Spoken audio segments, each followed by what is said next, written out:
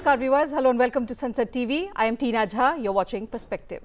Prime Minister Narendra Modi has embarked on a visit to Italy to attend the 50th G7 summit being held from 13th to 15th of June.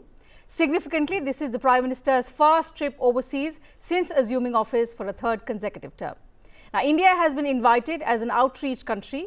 The Prime Minister will participate in the outreach session on the 14th of June, which will focus on artificial intelligence, energy, Africa and the Mediterranean. Also on the sidelines of the summit, the Prime Minister is expected to hold bilateral meetings with his Italian counterpart, Giorgia Meloni. Discussions are also likely with leaders of other G7 countries, outreach countries, as well as international organizations. So in Perspective today, we discuss the key agenda items, the opportunities for India at the G7 summit and India's commitment to addressing global challenges. I'm pleased to welcome on the program former Ambassador Bhaswati Mukherjee. Welcome to the show, ma'am. And Professor Gulshan, Sachdeva, Center for European Studies, Jawaharlal Nehru University. Professor, delighted to have you with us on this edition of Perspective. Ambassador, to you first. This is the first visit of the Prime Minister since assuming office for a third term, and it happens to be the important G7 summit. But if we look at the other aspects as well, from India's point of view, how significant, how important is this visit of the Prime Minister? Well, it is very significant that for the last, I think, more than 15 years, India has been invited as an outreach country. As we have developed as an emerging regional and global power, we've always been invited by the G7. But for Prime Minister Modi, first of all, this is, as you rightly pointed out, Teena, it's his 5th consecutive session, and it's a very first visit overseas that he's making just after swearing in, etc. Yes. And he's selected to go to G7, where many of the countries present are close strategic partners of India. That includes United States of America. And moreover, as you said, in the outreach session, he would be also able to make some very important points, especially with regard to energy, Africa, etc., because these were also the priorities of our recently concluded G20 summit, where, if you recall, because of India's initiative, the African Union was admitted as a full-fledged member. And normally, I think, the AU has been invited occasionally for such G7 summits as an outreach country. I was trying to check whether it's the case this time or not. But in any event, it would enable PM Prime Minister Modi to showcase India's unique approach to Africa as a development partner, perhaps to suggest same to the G7 countries, because we approach Africa to bring development and not the way the Chinese do it, which is a much more Chinese-oriented approach to development, whereas ours is development-friendly, suited for the country concerned. As far as Mediterranean is concerned, there are some very important issues developing there, and it could be quite possible that some of the G7 countries may seek India's suggestions with regard to the conflict between Israel and Hamas and a possible way out, a ceasefire, exchange of hostages, and of course the seemingly intractable peace conflict where the G7 has decided to attend at a high level the conference which is being held in Geneva, where unfortunately one of the combatants, that's Russian Federation, has not been invited. This is something again on which India has not yet announced at the official level who will attend, either the ambassador or the secretary from Delhi. But Prime Minister will be coming back after the G7 summit because there are many important things going on here. And finally, it also gives them an opportunity to have an important dialogue with the Italian Prime Minister at a time when the far right has won elections, swept elections in to the European Parliament, right. And at a time when President Macron has made a snap announcement for elections to the French Parliament, a decision which has taken many by surprise, and a decision which is tricky because it could work out for him or may not work out for him. It is quite possible that President Macron, who is a very close friend of Prime Minister Modi, will take the opportunity to discuss regional and global issues of mutual importance between India and France. France happens to be, again, a very, very important strategic partner of India. Right. Thank you, Teena. Right.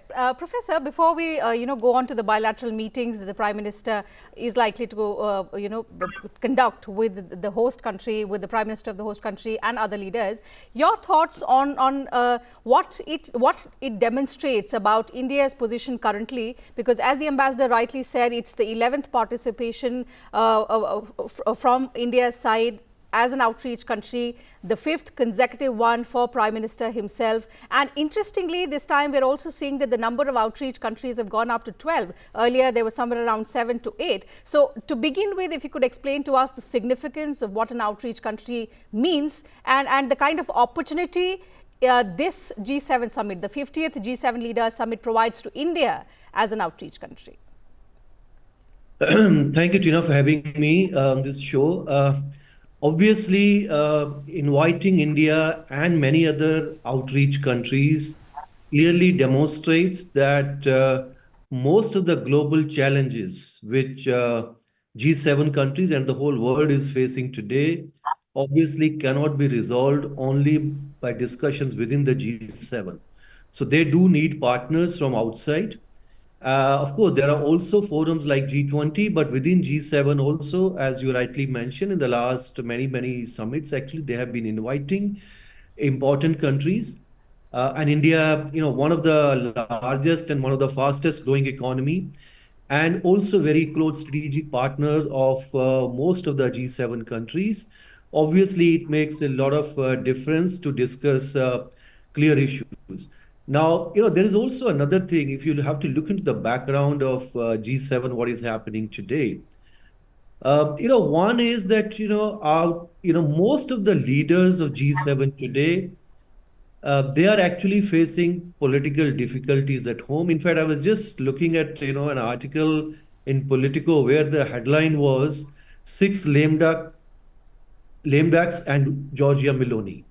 In fact, many other, whether you look at, President Biden, you look at, leaders in France and Germany, and in the UK, all of them are facing certain political difficulties and uncertainties. And it's a Giorgia Meloni, Italian leader, who is actually becoming a very important leader, not just only in Italy, but also in Europe. As Ambassador Mukherjee was mentioning, I mean, this also is happening on the backdrop of the European elections, which just happened recently, in which our party won something around 30% votes within Italy. And some of the, far-right groups, they have, performed, very significantly. They have improved their numbers in the European Parliament. So it means all the European policies, Giorgia Meloni is going to be very, very determining kind of leader. Whether it's whether we'll have the election of the new European Commission or new policies or the shaping policies for the next 5 years within the European Union and also in Italy. So it's a different context, and we do have very serious global challenges. Of course, I mean, if you look at the agenda of G7, very clearly they are going to discuss about Ukraine war. They are also going to discuss what is happening in the Middle East. And of course, the issues, but the focus, apart from these global issues and the global economic challenges, the focus is also on, particularly under Italian presidency, on the global South and on Africa and on artificial intelligence and other issues. Now, focusing on Africa is a clear, I would say, initiative of Italy and also within the whole global South, because it's, I think, a recognition again that without bringing global South and African countries into the development and even geopolitical discourse, you cannot resolve global issues. And within that context, India's participation and India's also emerging very strong partnership with Italy, because you also must remember that we have also become strategic partners very, very recently, and and all major initiatives which India has taken, global initiatives, Italy has been partner. And even they are also important partner of the India, Middle East, Europe Economic Corridor. And is a very important economy within Europe. So India is playing a very important role. And G7, of course, I mean, they have their own agenda, because these are, if you go back to again, when about 50 years back when the G7 was set up. Yes, I'll come back to you on the challenges that the G7 itself faces, the relevance that this summit brings about to this supposedly very powerful organization. But if I may take the question on the opportunity that it provides to India, back to the ambassador. Ambassador, usually what we see is at such important events, pressing global challenges do supersede all other issues. And currently, there are two challenges that the entire world faces. One is the Russia-Ukraine conflict. The other, we know what's happening in West Asia is also impacting the rest of the world. Do you see it as an opportunity for India? Ambassador, am I audible to you? Question to you is, and since we're talking about the opportunity that the G7 summit provides to India, India has always been on the side of peace. Time and again, we've heard from our leader, from Prime Minister Modi, saying that it's not the time for war, and the way he demonstrated that at the G20 summit as well last year under India's G20 presidency. Do you see India also finding the G7 summit as an opportunity to discuss the possible outcomes of the G20 last year with the leaders that the Prime Minister will be meeting? The outcomes of the G20 summit, PM had already discussed immediately after the G20, but certainly it provides, as I said earlier, Teena, an opportunity for Prime Ministers to showcase India's unique approach to many of the issues, be they development, be they with regard to intractable issues like the Russia-Ukraine conflict, right, or what's happening between Israel and Hamas and how to find a way out. India does have a unique perspective. However, as I said, the G7 unfortunately does not have one very important country, that's the Russian Federation. And while it is true that Prime Minister said to President Putin that this is not the era of war, at the same time, India brings an even-handed approach. For instance, whether it's to the Russia-Ukraine conflict or it's Israel and Hamas, we have always wanted to have peace, but we have also urged a pragmatic approach. And for a pragmatic approach, I presume, Teena, it would be important to have both parties concerned in the same room or in adjoining rooms till they find common ground. Otherwise, you cannot have a peace conference or even a G7 summit discussing Russia-Ukraine if Russia is not present. So to that limited extent, I think it would not be practical to expect much advance on either of these two issues. But yes, it would be an opportunity for Prime Minister to give India's unique perspective on both. And it is for the G7 to understand that India has a unique position in the world, and that is the reason why in any conflict, intractable conflict, you invariably find, Teena, that both sides reach out to India, because we really do symbolize, as we said in our G7, Vasudhaiva Kutumbakam, which actually begins by saying that it is only for the generous-hearted that the world is one family. That is India's approach, that we are generous-hearted, the world is one family, and we would definitely bring that approach to the G7 when Prime Minister addresses the outreach summit on 14 June tomorrow. Teena. Ambassador, Professor, I'll take that question in fact to you. In recent years, we've seen, how the relevance of the G7, particularly with regard to the share of its members in global GDP having come down, the forum has somewhere lost significance. Is this the right opportunity? Looking at the geopolitical tensions, looking at the economic downturn, is it the right time for the G7 to revive itself along with all of the partner countries that they've invited in Italy? Well, you're right. I mean, as I was saying, more than 50 years ago when this was set up, the global situation was different. These are the economies which were dominating the globe, but today things are very, very different. You have countries like China, India, and many others, those who are becoming very, very important global economies, and at the same time also very important geopolitical players. So that recognition is, I think, is very recognized by everyone, this particular fact, and that is also perhaps the reason that we already have G20, where more than G7, so many other countries are discussing global issues. But still, these countries do meet. since this is the forum they set up, and even if their importance might have declined, but still, because G7 they always meet with the European Union, so it means putting together all these countries. They do have very important clout. They are very important to global economic players. At the same time, they also have very strong influence on global institutions of global governance, whether economic institutions or political institutions. But knowing their own limitation, that's why they're now inviting more outreach countries. And since this is, they're very close family in that sense because they are closely aligned in their geopolitics as well as also in their economic and political policy. Now, if when you bring countries like India, which has its own unique, as Ambassador Bhaswati mentioned, unique approach to problems.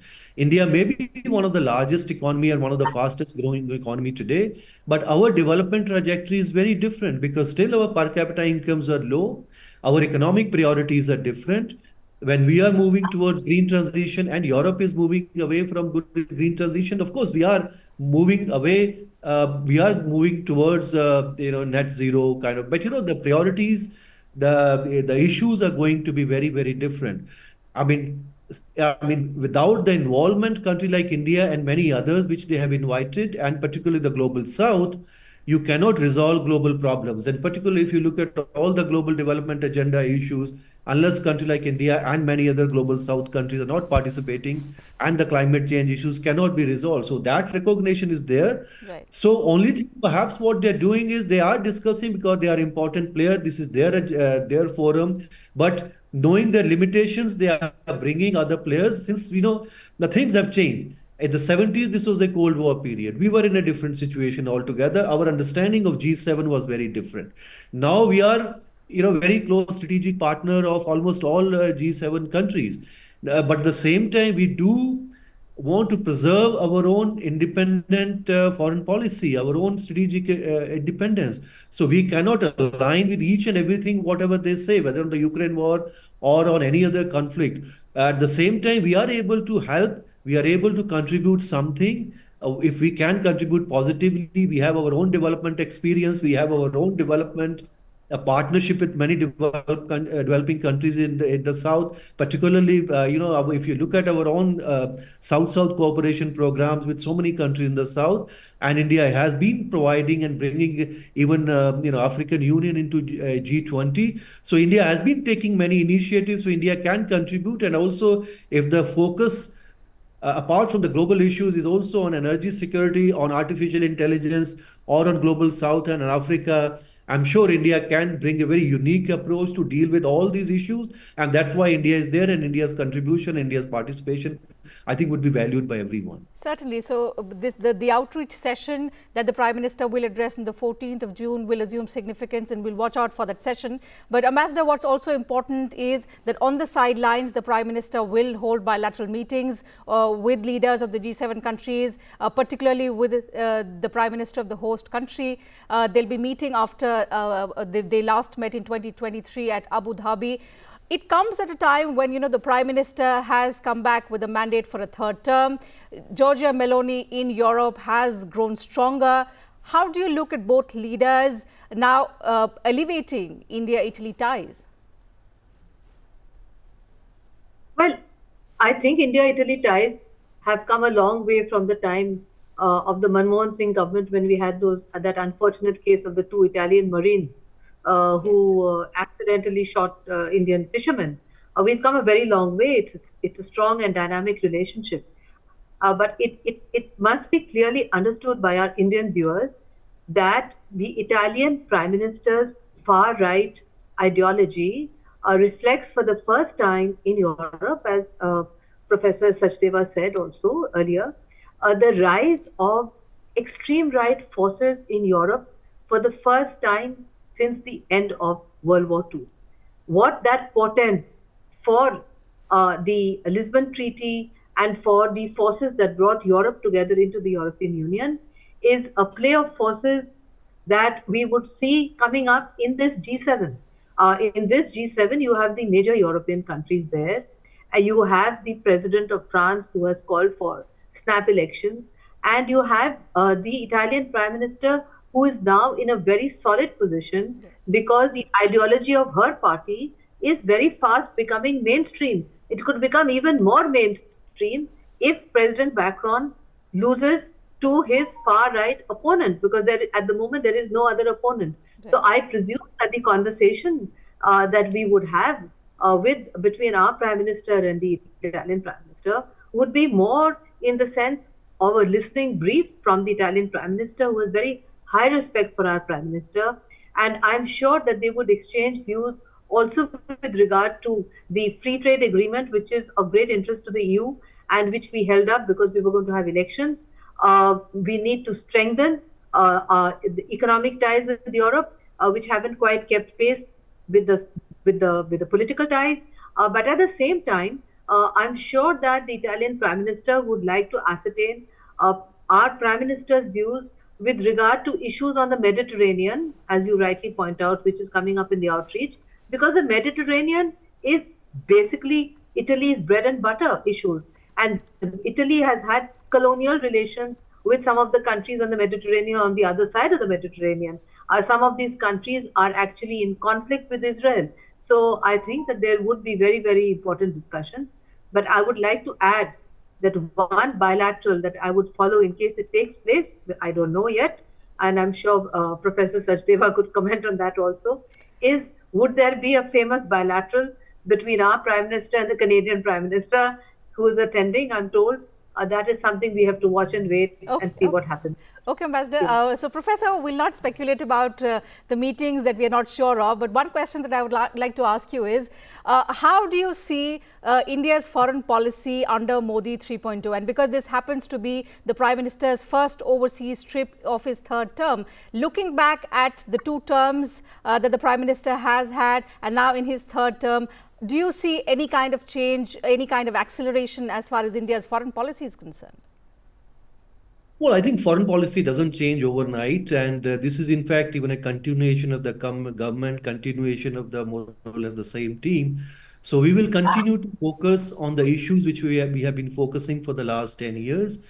Basically strengthening our own domestic economy and then using that economic strength of India and economic opportunities of India to strengthen our external relations with outside countries, and also whatever is required for the national economy in terms of resources, in terms of energy, what kind of partnership we can build with others. That will continue. But the bilaterals, of course, I mean, on the sideline, there would be definitely a few bilaterals, but I'm sure there was one bilateral which will be keenly watched in India would be between India and Italy. And one is that, as Ambassador Mukherjee was mentioning, for many years, we had a very difficult relationship with Italy. And because of that relationship, when the Italian foreign minister also became the foreign policy chief of the European Union, in fact, that influenced even our relations also with the European Union for some time. So we have come a long way. But the way I think things have improved, I mean, Italy is a very important economy within Europe. Still we have only about 15 billion trade with Italy. But this is also a country where a lot of immigration in the last couple of years have taken place. A lot of Indians, particularly in the agriculture sector, in the dairy sector, they have gone and they are contributing very, very meaningfully into the Italian economy. So we are not here talking about IT sector or highly skilled or those kind of immigration. So it means that different kind of opportunities, and particularly Italian economy, Italian industry is very, very good, particularly in the mid-sized industries. And this is and our economy is also, large number of our economies are also middle-level economies. Right. So we have to really link some of those opportunities between India and Italy. And I think both the leaders are quite clear about this. And many of the agreements and have been happening in the last couple of years, and we have now strategic partnership with Italy. And not just only that, Italy is also going to become very important connectivity partner of India, because the Mediterranean, and this will be one of the major area through which we would be entering to Europe. So, in many areas, things are working, and I think there is a clear recognition, and there is also very important, I would say, personal political rapport between Prime Minister Meloni and Prime Minister Modi. So there is no going to be any major change, but one thing is quite clear that we have within our foreign policy, now we don't consider European countries and Italy and many others as an adversaries. We are looking them as in partners. That was the case earlier because Sure. one was, of course, the legacy of. Even after this visit, we will see the Prime Minister's bolstering and at least announcing bolstering of partnerships between countries. We've seen that happen over the course of Prime Minister's previous two terms, and that continuity is likely to take place even in the next 5 years. So this is the first visit of the Prime Minister, first international trip to say of the Prime Minister since assuming charge as Prime Minister for a third consecutive term. The all-important G7 summit, where India has been invited as an outreach country. The Prime Minister will participate in an outreach session, and as we've been discussing over the past 30 minutes, there are important issues that the Prime Minister is expected to speak on, which include artificial intelligence, energy security, also Africa, something that's been very important for India in the past as well. The focus of India's G20 presidency also was inclusion of the African Union into the G20 and the Mediterranean as well. So we'll have to watch out for this important session that takes place on the 14th of June, and also some of the bilaterals that we are not sure of, but of course it's going to happen with the Italian Prime Minister. The others, the schedule will be released by the Foreign Ministry, after which we can talk about it in greater detail. But we'll have to watch out for this important visit of the Prime Minister in the next few hours. But for now, we'll have to wind up the program. Time allows me to take up only that much on this edition of Perspective. I'd like to thank Professor Sachdeva and Ambassador Mukherjee for joining us on Sansad TV and sharing your thoughts, your views with us and our viewers. And to you viewers, thank you very much for your time as well. Take good care of yourselves.